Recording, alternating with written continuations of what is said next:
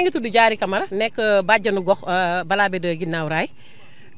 tey nag ñu ñëwoon def benn activité boo xamante ne dafa bokk ci suñu plan d'action suñu plan d'action bi nag collectif bi yëpp ñoom ñoo ko bokkoon tënk ko bii nekkoon deuxième activité bi ñu bëgg rek fekk si li nga xamante ni moom la nguur gi wax ci li nga xamante ni mooy quartier bu nekk nga jéem a defar setal di nga xam ne mooy acte citoyen bi nga xamante ni moom lañ setal ñun nag ñu ne pourquoi pas ñu def lu ñëpp di def ndax ci lu mu mënti mel lu ñu sori ak lu ñu boddi ak lu ñu ñàkk a yëg ñun ci askan wi lañ bokk ay citoyens lañ ay des situations yoo xamante ni ñu civilisé lañu ñu xam li ñu bëgg moo tax ñu topp li nga xam ne mooy commande état bi jéem aussi def suñu wàll fii nga xamante ni moom la ñu sekk nag ak état bi mooy tey jii fi ngeen ñu fekk muy raay bi nga xam ne régie des chemins de fer ñoom ñoo ko moom et te mu nekk suñu principal problème parce que problème yi ñu am yëpp mi ngi nekk problème à l'accès te oto boo jël mu ne la du ma jéggi raay mo Jakarta boo jël mu ne la du ma jéggi raay et effectivement parfois da nga leen di comprendre lu tax nga leen di comprendre mooy à certaines heures boo jëlee taxi bay génn fii ñu agressé ko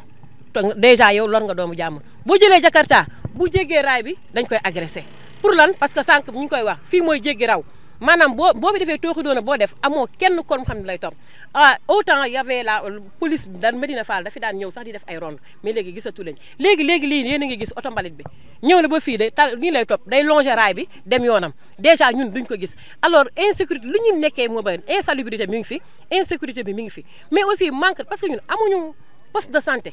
imaginer fii boo feebaree ñun ñoo ngi rattaché xam nga ne poste de santé Cité Ñax la ñu rattaché man maay bàjjanu gox bi li may wax dama ko xam poste de santé Cité Ñax lañ ñu rattaché tey jii boo fi nekkoon si mutuelle de santé mënu woon faju fenn fudul doo mën a faju fenn fudul foofu su mel moo imaginer balaa ba ñu rattaché ko si poste de santé Cité Ñax ça veut dire que ne kon amuñu fi dara les femmes ñi ngi fi di liggéey mais li ñuy liggéey seen produit yi mënul génn parce que amuñu sax maison des femmes fii laaj nañu fi à Cité Momar Lo le collectif de Cité Momar Lo a offert jox nañu xale jigéen ñi benn parcelle bi ñu waroon def poste de santé ñu ne parcelle bi dafa ndaw ñu ne yéen jigéen ñi may nañ leen ko boobu ba léegi déggaatuñ ci dara te pourtant mémorandum bi ñu jëbbal monsieur le maire loolu mi ngi ci biir donc ñun li ñu manqué fii dafa bari mais ñun li ñu gën a soxal fi mu toll nii mooy nañu xàllal yoon chemin de fer nañu jàppale suñu autorités yi jàppale ñu xàllal ñu yoon boo xam day dugg fii dem ba Kër Issa ñu bu mën a jël ay oto di dem ak dikk suñu xale yi suñu xëyee suba ñu même bu fekkente ne tabaxu ñu école parce que ça peut prendre du temps xale yi di dem di jàngi tranquillement di wàcc di ñëw di jàngi tranquillement mais gunge sa doom muy jàngi muy wàcc nga taxawaat ci raay bi jëlaat ko mu yóbbu booleeg dem marché dikk je pense que metti na fi jamono toll fi Sénégal toll war nañu dépasser loolu surtout nag fii nag nous sommes dans la ville de Thiès nekkuñu feneen on est dans la ville de Thiès suñu demee ba nga xam ne ñu ngi jànkonte yoo xamante ne ñoo nekk au fin fond du Sénégal ça veut dire que je me dis que ne ban Thiès la ñu nekk ou bien ban Sénégal la ñu nekk en tout cas ñun loolu la ñuy réclamer ñu jigéen ñi notre sécurité et la sécurité de nos enfants ku fi sa doom jàng tant que sa doom wàccul sa xel du dal ak seen i waajur yi leen fi yónni wax leen aussi école bi nan lay doxee voilà xoddali ko balaa lakate li ma si gën a neex gis nga booy jàppale da ngay ki gën a ki neex a jàppale mooy ki jóg commencé ñun balaa ñun xaaruñu kenn ci li ñu war ci suñu ko waaye nag ñun lu ñu demandé mooy ñu ñëw jàppale ñu waxuñu ngeen defal ñu mais ngeen jàppale parce que on a déjà commencé xam nga ki xàll li def lii wut ay peel ànd ak ay partenaires yu ñëw defaral la yëpp kii kay neex naa jàppale donc ki deful dara ki ne yàcc na yasar kooku moo métti mais ki nga xam ne jóg na pour def je pense que kooku moo neex a gunge kooku moo neex a jàll kon ñoo ngi woo suñu autorités yi ñu ñëw gunge ñu jàppale ñu ci lii ñu bëgg te du ñoom duñ ci wéet buñ ci ñëwee ñun ak ñoom quels que soient les moyens financiers ressources humaines luñ ci bëgg ñun ak ñoom on est prêt à ce que ñu am li nga xamante ni mooy le bien-être de nos enfants mais aussi le développement de notre quartier et loolu c'est à saluer le fait que le maire Ousmane Diagne ñaata maire ñoo fi jaar ba pare di dem di wax di dem Moussa Ndiagne ñëw fi def fi loo xamante ne peut-être woote dajale collectif bi lépp ñëpp taxaw parce que Balabé 2 boo ko seetee am na presque 5 à 6 sous-quartiers donc du quartier bu ndaw il fait partie maintenant des quartiers yu gën a mag ci biir Thiès donc kon xam nga loolu du lu ndaw moom bu fi ñëwee ba tey ba def loolu ba ñu def ko mémorandum xam naa ni nag ci gàtt mi ngi ci ay jéego c'est que démarche administrative yi yéex na mais na tàmbali ci lu ndaw li bu jëlee ci lu ndaw li après yu mag yi ñuy dem benn par benn ñun bëgg nañu au moins chaque année sax ñu am 2 suñu doléance wala benn doléance boo xamante ni ça nous porte à cœur surtout mu defal ñu ko comme ça ñu xam ne ñi ngi ci jéego yi mais toog bañ a def dara bi loolu la ñuy bañ. di sant ki nga xamante ni mooy monsieur le directeur chemin de fer. di ko ñaanal yàlla ndax bi ñu demee toog ak moom waxtaan ak moom daf ñu ubbil ay buntam wan nañu ñun ay dëkkandoo lañu te dëkkandoo jàmm ci gën te dëkkandoo boobu nga xamante ni jàmm ci gën moom lay dox ñu remercier ko ci loolu mu ubbil ñu ay buntam toog ak ñun déglu ñu wax ko li ñu bëgg moo nañu kon li ngeen bëgg dinaa leen ci fekk si dinaa leen jox pelle dinaa leen jox camion dinaa leen jox lépp loo leen soxla ngir bis bi nga xamante ni moom ngeen entamé pour def ko muy que setal di wax ni nag ñun fii dañoo am ay difficulté ay problème la ñu am bi ci jiitu mooy problème mu passage dugg bi ak génn bi dafa métti lool ndax dañoo dëkk ak raay bi ñii invité mbooleem autorités yi pour ñu ñëw jàppale ñu ci li nga xamante ni mooy que liggéey bii ñu entamé commencé ko pour fas yéene koo doxal ci anam bi mu gën a rafetee te dañu wax ni nit su dëkkeek yow dëkk boobu mu lay woo ci jàmm da nga koy woo ci jàmm ànd ak moom ci jàmm ndax Jibril alayhi salaam bi mu ñëwee ci yonent bi sallallahu alayhi wa sallam da ko doon dénk dëkkandoo ba mu defee ni su génnee àdduna dëkkandoo da koy donn mu laaj ko bis ni ko ndax dëkkandoo damay donn mu ne ko du la donn mais na nga fonk sa dëkkandoo kon ñi ngi remercier bu baax a baax a baax a baax a baax le président Yaya Mané ci taxawaayam le vice président ki nga xamante ni mooy Mouhamed Sow ñu sant ko di sant di gërëm Ibrahima Sène di sant jeunes yi Siré ak taxawaay bu am solo di sant bàjjanu gox jaariya di ko gërëm ci taxawaay bu am solo bi mais di sant ki nga xamante ni mooy Mohamed moo dox suñu diggante ak monsieur le directeur de la chemin de fer kon monsieur le directeur mi ngi dox li mu war a dox li mu war a def mi ngi koy def ñi ngi invité monsieur le maire mu ñëw ànd ak ñun vraiment jàmbaar la parce que ñëw na déglu ñu ànd ak ñun ñu wax ko suñuy doléance mu ciy def kéemtalaay kattanam kon moom it Ousmane Diagne ñi ngi koy woo ñi ngi koy remercier ñi ngi koy sant di ko gërëm parce que fii territoire am la monsieur Babacar it ñëw na maire ville ànd ak ñun ci liggéey bi kon ñu remercier ko sant ko gërëm ko di sant nag mboolem imam yi fi nekk imam Diouf mi ngi fi imam Beydi mi ngi fi imam Fall mi ngi fi mboolem imam yëpp ñii ñi ngi ci côté bee ñii ñi ngi ci côté bi liggéey bi mi ngi dox comme ni mu war a doxee. voilà ndax fii dañoo ko tuddee woon jéggi raw maanaam soo jëlee alalu jàmbur ba jéggi raay bi rek kenn dootu la topp parce que amul sécurité te guddi dañuy am problème guddi dañuy gis koo xamante ni dëkkul ci quartier bi dugg ci quartier bi jël fi alalu jàmbur ak leneen ak leneen ak leneen agression bi bëri na fi jël alalu jàmbur bëri na fi kon insécurité bi mi ngi fi kon ñuy woo l'État ci li nga xamante ni moom la ñu commencé dalal suñu xel ñuy woo monsieur le président ak le son premier ministre ci lan bale ba de soxla nañu li nga xamante ni mooy sécurité ak ay mbedd yu ñu duggee génn di ñaan nag yàlla dafa leen ndam ñoom parce que gaal soo ci nekkee bëgg a mucc da ngay ñaan gaal gi mucc gaal gi su muccee yow nga mucc mais doo ñaan ëmb ba nga am mu mucc da nga naan yàlla na gaal gi mucc kii capitaine gaal gi mu mucc ci jàmm pour ñëpp ñu mën a mucc di am nag li nga xamante ni mooy yaakaar bu mat sëkk ci monsieur le directeur général de la chemin de fer ubbil nañu buntam wax na ak ñun dalal na sunu xel tey am nañu yaakaar ci moom ni moom dina régler problème bi li ñuy woote rek mooy que nañu gën a dimbali ba ñu am ay yoon du benn yoon du ñaari yoon ay yoon la ñu soxla pour mën a accès si sunuy quartier voilà très bien agression bi dafa bari te suñu amee ay yoon ba mu ubbeeku maanaam insécurité bi dafay wàññeeku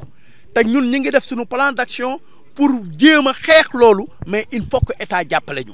beneen bi mooy bëgg nañu suñu soxna yi ñu wutal leen fi marché parce que am nañu ay place yoo nga xamante ni mais place yu vide lañu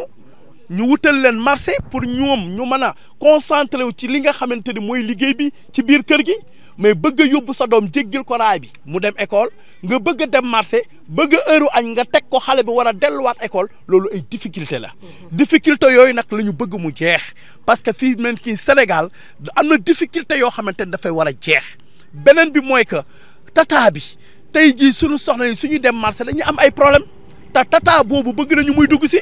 te ñun dañoo jigee ville bi ba pare pauvre mooy lan gisuñu ku ñu jàppale ku ñu jàppale la ñuy woo ku ñu dimbali la ñuy woo bëgg nañ fi case des tout petits bëgg nañ fi li nga xamante ni mooy poste de santé bëgg nañ fi li nga xamante ni mooy marché mais bëgg nañu tamit ay public ay jardin public yoo xamante ne dañ koy defal xale yi ndax xale yi ñooy yor réew mi ëllëg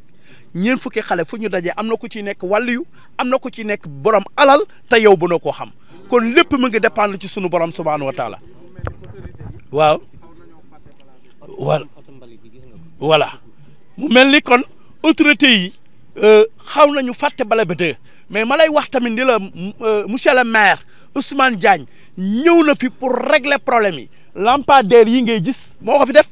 lii nii moo ko fi def te dugg na ba ci biir kon Ousmane Diagne mi ngi wut yoon pour jàppale ñu pour liggéey bi gën a dem doomu ndeyam it Babacar Diop mi ngi wut yoon pour jàppale ñu ci liggéey bi ñun li ñu soxla rek mooy ku ñu jàppale pour li nga xamante ni mooy que Balaba 2 mën a am sécurité insécurité bi dañ fi sunu xale yi mën a accès ci école yi nga xamante ni soxla nañ ko fi muy lu manti doon